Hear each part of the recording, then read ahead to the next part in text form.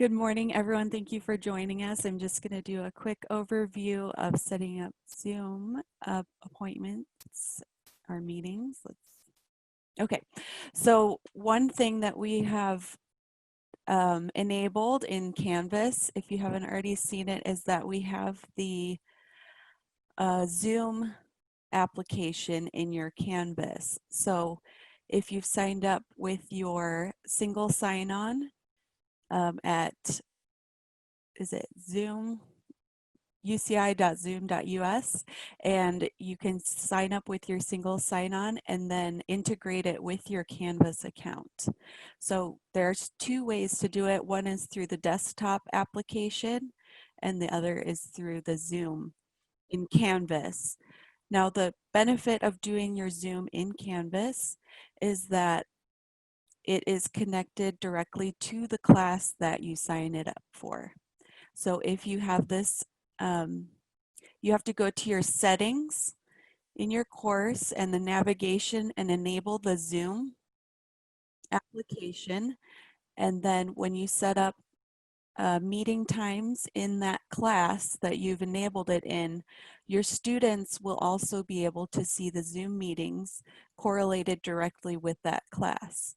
And then when you go to your global account, either in the web browser or the application on your desktop, you'll be able to see a grand master list of all your meetings as well. Oops. Okay. And then there's two types of Zoom meetings you can set up. You can do personal or scheduled meeting rooms. So you can set up one-on-one consultations with students or colleagues, and you can also set up a meeting room, such as one we are attending right now, where you can have live sessions with your entire class, or optional with open office hours, or there's some other considerations we'll talk about in a second. Now, one thing you may have noticed if you're teaching this quarter is that planning ahead with holding your Zoom meetings is key. And that is, there's a few things that we'll want you to plan ahead. Number one is mindset, and I'll talk about that a little bit more in just a second. But the other will be checking your video and audio settings, as well as setting your account and meeting preferences, which Fanny will go over. Number one, you'll want to check out the video resources that Natalie has provided to you for recording and holding Zoom sessions, and make sure that your video and audio are working properly. And you can do that beforehand. And then setting your account preferences. Now, one question we've gotten a lot is, what about attendance? Right now, and this is part of mindset, is that we have to be open-minded about what we can require from our students remotely. Attendance can be encouraged but not required at this moment, just because of international time zone differences, as well as illnesses that could be popping up, that whether in students' personal health is at risk or family member and things like that. So what can we do instead of attendance? We can talk about class participation. So you might encourage live Zoom meeting attendance as a preference, but offer an alternative class participation for those who are not able to make the live Zoom meeting. That might be uploading the recording through Yuja, like we talked about in our last webinar, or posting discussion board as an alternative discussion to the discussion that happened in the live Zoom meeting. And so I want to pause for a second. Do you have any questions about planning ahead? I'm curious to know, what's the difference between making a personal Zoom meeting and a meeting room. Because what if you have a meeting room, one person could show up and that could be it, and you could have a personal meeting. So I didn't really notice the selection when I created a meeting. When you create a meeting. Yeah, that's a great point. So Fanny will talk about that in a little bit, I think. Oh, okay. But there are different ways that you can set up a meeting. So technically, every time you set up a meeting, multiple people can join. But if you want it to be private, one-on-one, you will select a unique ID for that meeting. And then you only give that unique ID to the one person that you would like to meet with you. And that's one way that you can do it.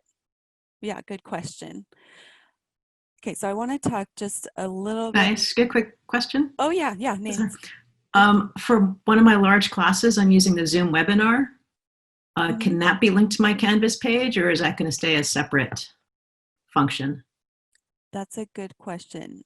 My team maybe can help. The webinar versus the meeting. I can weigh in. Yeah. So basically, I think the Zoom webinar is not tied in with your account, because when you use a Zoom webinar, it's probably, I don't know, do you do the webinar in the on campus, or you do it from your house? From home. Okay. So it's the one that OIT set up for all the large lecture halls? Right. So when OIT set up the account is actually associated with the OIT account, not your personal account. That's why it does not really connect. So when you run the Zoom webinars, you will end up have to either give them the recording link, or you download the video and put in UJA, then you can embed it in your Canvas site. Yeah, that's what I'm currently doing, is I record the video on my computer, then upload it to Canvas. Yeah, it's there's some extra work, but just because the webinar is associated with a different account. But if you don't want to put it in UJA, you can go ahead, just give them the link. Yeah, thank you. And I kind of want to jump into Jeff's question really quickly. There's a best practice. How do you use personal room, and how do you use a new created schedule room? So the personal, if you think about this analogy, it's like your classroom and your office. So when you are in your office, you have office hours. Student can just come in, get out, come in, get out. And at the same time, you have nobody comes, or multiple people come to your room. That is considered your personal Zoom space.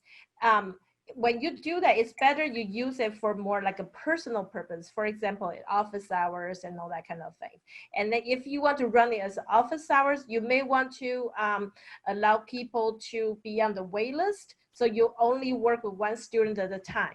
And sometimes I'm always really torn by the wait list, because when the student is waiting outside, they may leave already. So I also can consider, you can also consider creating a breakout room to meet with that student in a smaller breakout room, and the rest of people can wait outside the public area.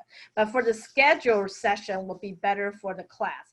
Let's say if you have multiple classes going in a quarter, if you give out your personal room, and that means everybody's meeting is the same link, potentially you could have a different class, a student from different class accidentally got into your personal room while you're running another class. So to avoid that from happening, if you're running the lecture, you probably want to schedule a new session.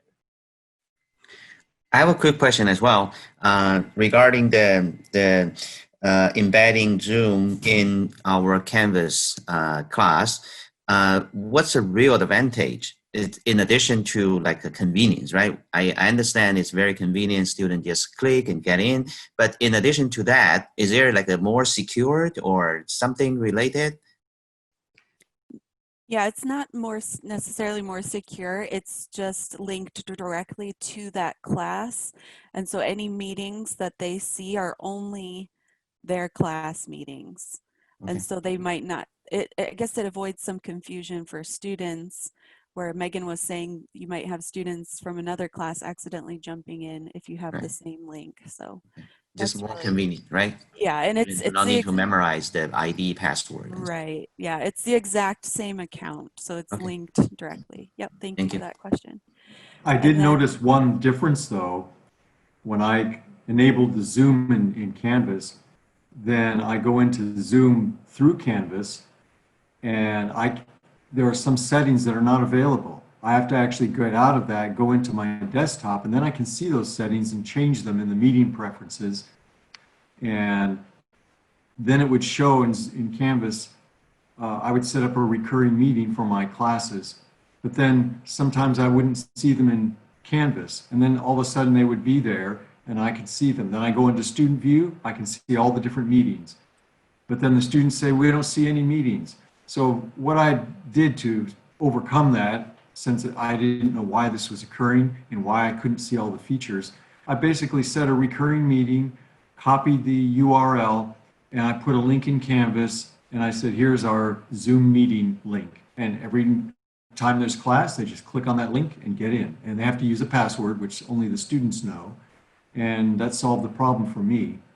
I hope there's no drawbacks to that approach, but and I don't use the Zoom through Canvas anymore because it didn't show me all the features I needed to see. There I are two also have the different same problem. levels. I don't have recurrent meetings showing up. So if you set up a recurrent meeting, it will not be visible in the app or Canvas for some reason. Right. There are two Oh, I didn't hear different that. I'm levels. sorry. There are What two was that you different said? levels of settings. One level is particularly for that specific meeting.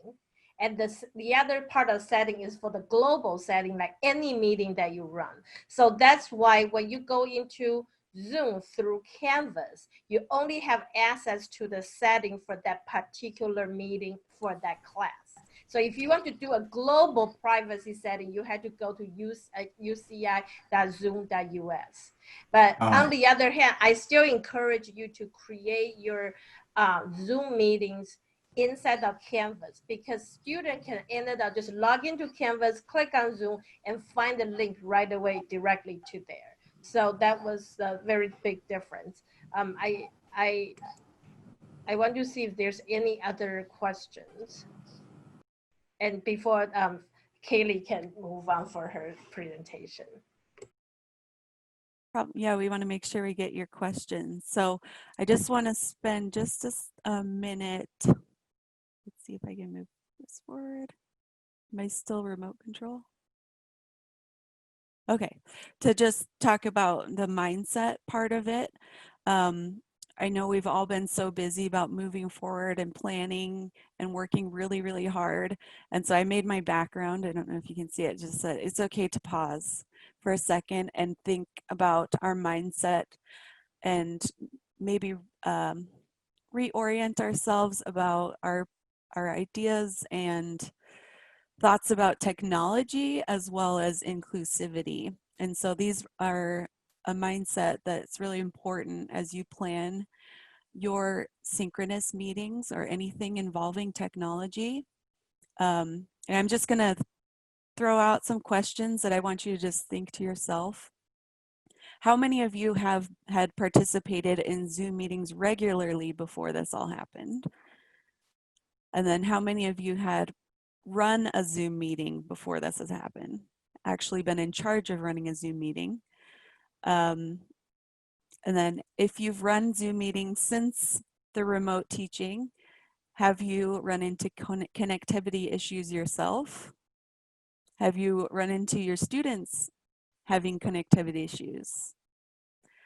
And then maybe think about how your perceptions have changed of what you can do in the classroom and what you can do remotely.